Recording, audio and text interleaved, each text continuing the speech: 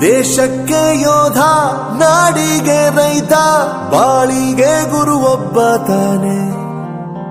ಅಕ್ಷರ ಕಲಿಸೋ, ಅಜ್ಞಾನ ಅಳಿಸೋ, ಅವನೂನು ಅನ್ನದಾತಾನೆ. ತಪ್ಪು ಸರಿಯ ತಿದ್ದಿ ತಿಳಿ ಹೇಳಿ ಸಮಬುದ್ಧಿ, ನಮ್ಮ ಚಿತ್ತ ಶುದ್ಧಿಯಾಗೋ ಹಾದಿ.